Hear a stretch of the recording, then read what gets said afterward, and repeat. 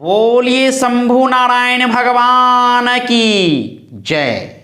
दोस्तों आइए आज के इस वीडियो में हम आपको मिथुन राशि वाले जातकों के बारे में बतलाने जा रहे हैं कि उनका 28 जून का समय कैसा रहने वाला है, उनके जीवन में क्या नई शुरुआत आने वाली है, क्या सौगात आने वाली है।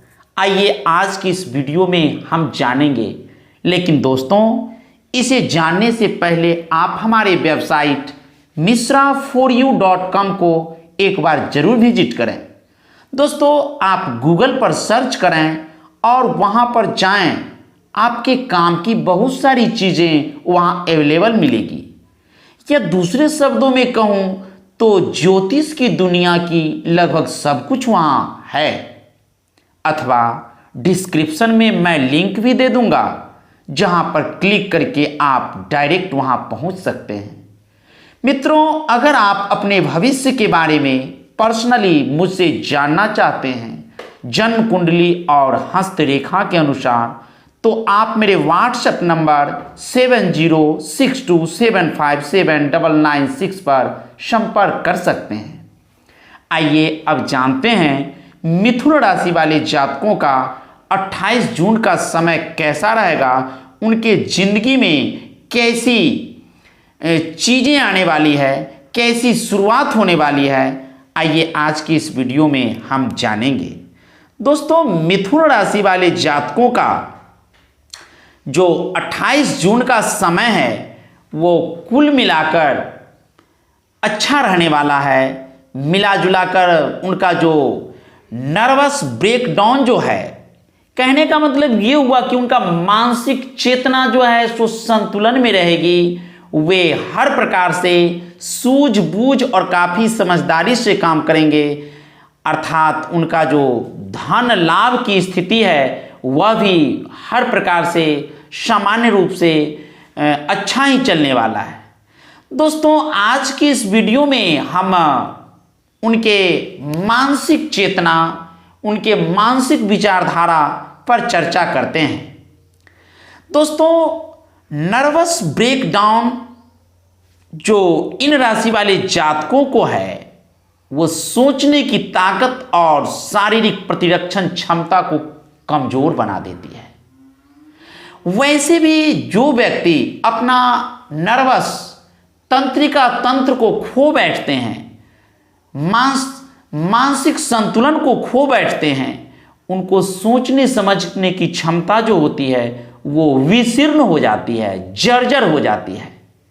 दोस्तों इन क्षमताओं को बरकरार रखने के लिए सकारात्मक सोच हमें होना परम आवश्यक है, क्योंकि सकारात्मक सोच के जरिए हम इस समस्या से निजात पा सकते हैं। हमारी जो मानसिक बुद्धि है, हमारी जो बौद्धिक क्षमता है, वह हमारे सकारात्मक पॉजिटिव सोच, पॉजिटिव विचारधारा से सिमट सकते हैं, अपनी जो विचारधारा को बदल सकते हैं। जो लोग अब तक पैसों को बेवजह खर्च कर रहे थे, आज उन्हें समझ आ सकता है कि पैसे का जीवन में क्या अहमियता है, पैसे का जीवन में क्या महत्व है। दोस्तों वैसे भी कहा जाता है कि प्यार पाने के लिए दूसरों को प्यार देना पड़ता है, अपना सम्मान पाने के लिए हमें दूसरों को सम्मान देना पड़ता है। दोस्तों ठीक उसी प्रकार से लक्ष्मी तो वैसे भी चंचला हैं। लक्ष्मी की जहां मान होगी, प्रतिष्ठा होगी, लक्ष्मी वहां अवश्य जाएंगे। दोस्तों इस लक्ष्मी को रखने की कैपेसिटी, रखने की क्षमता सबके पास, सब लोगों के पास नहीं हुआ करती। जो लोग पैसे को बेवजह खर्च करते हैं, धन लक्ष्मी उनके पास उसी रूप में, उसी अनुरूप में रहना नहीं चाहते। पैसे का जीवन में क्या अहमियत है, यह लोगों का एहसास तब होता है जब लोगों के पास पैसे शेष रह जाते हैं और उन्हें पैसे की अत्यंत आवश्यकता हो जाती है। उस समय पैसे की अहमियत का पता लोगों को चलने लगता है। दोस्तों, आज अचानक आपको पैसे की जरूरत पड़ेगी और आपके पास पर्याप्त धन नहीं होगा, तो उस समय आपका मन विह्वल हो उठेगा, बेचैन सा हो उठेगा। एक तरफ पैसे की आवश्यकता को देख रहे हैं, दूसरी तरफ आपका कोई बना बनाया काम बिगड़ रहा है पैसों के कारण। तो किसी भी चीज की अहमियत, उसके महत्व का अंदाज तब लोगों को होता है, एहसास तब होता है जब उनके पास उस चीज की कमी हो जाती है। उस चीज की आपूर्ति करने में उन्हें समय लग जाता है, उन्हें परिश्रम करना पड़ता है। और पैसे का महत्व असलियत में वो लोग ही समझते हैं जो पैसे को मेहनत से एकत्रित करते हैं, इकट्ठा करते हैं।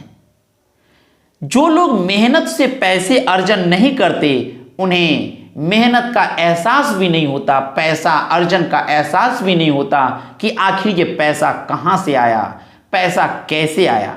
किंतु दूसरी ओर वही व्यक्ति जो मेहनत से पैसा अर्जन करते हैं, उन्हें एहसास होता है कि पैसे का महत्व क्या होता है।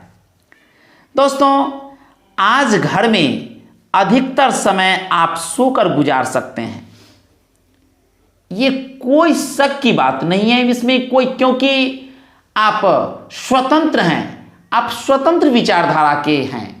आपकी सोच आपके अनुरूप करेगी, आप जो सोचेंगे वो करेंगे। दूसरा का हस्तक्षेप करने की कोई जरूरत नहीं है, दूसरा आप पर किसी प्रकार का आधिपत्य स्थापित नहीं कर सकता है। किंतु यह भी जान लेना परम आवश्यक है कि आपके लिए यह सोकर गुजारा हुआ समय आपको बहुत ही बड़ा एक न एक दिन भारी पड़ेगा, क्योंकि हर इंसान को जीवन में हर एक समस्याओं से जूझना पड़ता है। कुछ समय सुख से टकराकर और कुछ समय दुख से टकराकर गुजारना पड़ता है। किसी के जीवन में ऐसा कभी ना हुआ है, ना कभी होता है और ना ही कभी भविष्य में होगा कि किसी के जीवन में हमेशा सुख ही सुख आया या किसी के जीवन में हमेशा दुख ही दुख आया। ऐसा कभी वर्तमान भूत भविष्य में ऐसा कभी ना हुआ है, ना होता है और ना ही होगा। दोस्तों, यह अवश्य संभावित चीज है कि हमें अपने जीवन में सुख और दुख दोनों बारी बारी से आना है। चाहे पहले सुख आ जाए बाद में दुख आवे, या पहले दुख आ जाए बाद में सुख आवे। तो दोस्तों, इसके लिए हमें तत्पर रहना चाहिए। किंतु यह भी परम आवश्यक है कि यदि पहले हम दुख का भोग करते हैं और बाद में सुख का भोग करते हैं, तो ये मेरे जीवन के लिए एक कड़ी के रूप में बहुत ही आवश्यक और सुविधाजनक बातें हो जाती है। क्योंकि आज जो हमारा शरीर प्रारंभिक शरीर है, प्रारंभ में जो हमारा शरीर है, हम युवावस्था में जिस अवस्था में हम मेहनत कर सकते हैं, हर प्रकार का परिश्रम कर सकते हैं, उसके अनुरूप उसके अनुकूल मेरा शरीर बना हुआ है। अगर अभी हम परिश्रम कर लेते हैं, मेहनत कर लेते हैं, दुख अपने शरीर पे उठा लेते हैं, कष्ट का सामना कर लेते हैं और उन कष्टों का सामना करके हम धन संग्रह कर सकते हैं, और करने के बाद यही शरीर जब हमें वृद्धावस्था की ओर जाती है और उस समय मेरे पास कमाया हुआ धन रहेगा, हर प्रकार से सुख ऐशो आराम की हर चीज़ें अवेलेबल रहेगी, और उस समय यदि हमें दुख भी होता है वृद्धावस्था में, दुख होने का तो प्रश्न है ही नहीं। अगर दुख हो भी जाती है तो दुख को काटने का हर एक साधन मेरे पास अवेलेबल रहेगा। दोस्तों, इन सारी बातों को मद्देनजर रखते हुए यह आवश्यक है कि जीवन में आने वाली कड़ी में से हमें यह चुनना चाहिए कि हम पहले दुख को करें, कष्ट को करें। किसी को ये किसी भी काम करने की इच्छा मन से नहीं होती है। हर एक इंसान की इच्छा होती है कि हम बैठ कर रहें और हमें सारी आवश्यकता की पूर्ति हो जाए, किंतु ऐसा संभव नहीं है, किसी सूरत में कभी भी संभव नहीं है। दोस्तों, हम कष्ट करके मेहनत करके ही हम कुछ हासिल कर सकते हैं। आज हम पढ़कर कुछ बनना चाहेंगे तो पढ़ने में मेहनत की ज़रूरत होगी, संघर्ष करने की ज़रूरत होगी। अगर आज हम मेहनत करके कुछ बन जाते हैं, डॉक्टर, इंजीनियर, कलेक्टर या जो कुछ भी ऊंचे ओहदे को पकड़ लेते हैं, तो कल के डेट में हमें सुख का भोग हम खुद करेंगे। वो सुख भोग जो है हमारे आज का मेहनत का परिणाम होगा। अतः दोस्तों, यह आवश्यक है कि आज का जो दिन हम सोकर गुजारते हैं यह बिल्कुल उचित नहीं है। खासकर मिथुन राशि वाले जातक में ऐसा योग है, ये ऐसा ना करें। शाम के वक्त आपको महसूस होगा कि आपने अपना कितना कीमती समय बर्बाद कर दिया। दोस्तों, सोचने वालों के लिए हर बात है। सोचने वाले लोग जो है हर बात को गहराई से सोचें तो उन्हें गलत और सही का एहसास, गलत और सही का अंदाज उन्हें अपने आप से हो जाएगा। उन्हें किसी पराये लोगों को समझाने की आवश्यकता नहीं पड़ेगी। वो अपनी बीमारी, अपनी इलाज स्वयं करेंगे। उन्हें अपने अंदर छुपी हुई बीमारी का भी एहसास खुद हो जाएगा और उस बीमारी का क्या इलाज है वो खुद ही कर सकते हैं।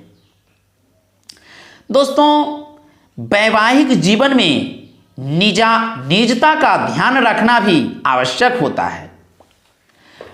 हमारा जो वैवाहिक जीवन है, हमारा जो वैवाहिक जीवन में निजता आती है, उसका भी ध्यान देना मेरे लिए परम आवश्यक है, क्योंकि यह हमारी जो निजी चीज़ें हैं, निजता है, वह मेरे सोच और समझदारी पर निर्भर करती है कि उसे हम किस रूप में चलावें। एक छोटा सा परिवार है, परिवार को चलाने के लिए एक विशेष बुद्धि विवेक की जरूरत होती है। लेकिन आज के दिन आप दोनों ज्यादा से ज्यादा एक दूसरे के करीब जाना चाहेंगे। दोस्तों, ये जीवन ही सुखद जीवन होता है। एक दूसरे को विपरीत लिंग के प्रति आकर्षण क्षमता होती है, सबके साथ होती है, किंतु उसे अपने कंट्रोल में रखना, अपने नियंत्रण में रखना और नियंत्रण में रखते हुए अपने जीवन को सही मार्ग में ढालना, सही मार्ग की ओर ले जाना, ये तो मेरा सोच होना चाहिए, मेरा कर्म होना चाहिए, जिसके जरिए मेरा आगे का सपना साकार हो सके, आगे जो आने वाले दुख हैं वो टल सके। दोस्तों, आज अपने घर की छत में लेटकर जरा खुले आसमान को निहार कर देखना आपको कितना अच्छा लगेगा। आज आपके पास इसके लिए पर्याप्त समय भी होगा, किंतु दोस्तों, आप यदि उस नज़ारे को देखकर जरा उसके बारे में कल्पना करके देखो, सोच करके देखो, वही जिंदगी का अहमियत आपके अंदर गूढ़तापूर्ण छुपा हुआ है। आपकी जिंदगी का एहसास खुद ब खुद होने लगेगा। दोस्तों, आपका जो ये 28 जून का समय है, ये आपके लिए मिला जुलाकर ही अच्छा चलने वाला है, खूब अच्छा तो नहीं है। दोस्तों, इसमें जो कुछ भी कहानी जरिए, कहानी रूप में बताया गया है, उसे अमल करें, अमल करके अपनी जिंदगी में उतारने का प्रयास करें। आपका जिंदगी सफल होगा दोस्तों, अन्यथा जिंदगी को बर्बाद होने से कोई नहीं रोक सकता। दोस्तों, इसके लिए आप में जो कुछ भी धन हानि हो रही है या धन का जो आपका धन संग्रह की तरफ झुकाव नहीं जा रहा, आकर्षण नहीं जा रहा है, इसे पाने के लिए, इसे करने के लिए कुछ उपाय दे रहा हूं, उसका अमल करें। दोस्तों, जीवन में लाभ होगा। दोस्तों, धन लाभ के लिए आप उगते हुए सूरज को देखते हुए 11 बार ओम उच्चारण करें।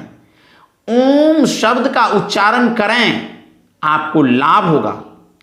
दोस्तों, इन दिनों देखा जा रहा है कि स्वास्थ्य का क्षेत्र जो है आपका बहुत अच्छा नहीं है, और धन संपत्ति का क्षेत्र जो मैं पहले ही वर्णन कर चुका हूं, धन संपत्ति के क्षेत्र में भी आप बहुत ही जर्जर स्थिति में हैं, बहुत निर्बल स्थिति में हैं। परिवार आपका मिला जुला कर अच्छा रहने वाला है, प्रेम आदि भी मिला जुला कर ही अच्छा रहेगा, व्यवसाय भी मिला जुला कर ही अच्छा रहेगा और वैवाहिक जीवन जो है आपका चलेगा, अच्छा चलेगा। दोस्तों उम्मीद करता हूं आपको मेरा यह वीडियो अच्छा लगा होगा। अगर आपको यह वीडियो पसंद आए तो इसे लाइक करें, चैनल को सब्सक्राइब करके इसके बेल आइकन के बटन को दबा दें। दोस्तों आप जितने भी व्हाट्सएप फेसबुक ग्रुप से जुड़े हुए हैं, आप सभी जगह इस वीडियो को शेयर कर दें। आप सभी का एक बार फिर से बहुत बहुत धन्यवाद। आपका दिन शुभ हो। कमेंट में लिखें जय शंभू नारायण।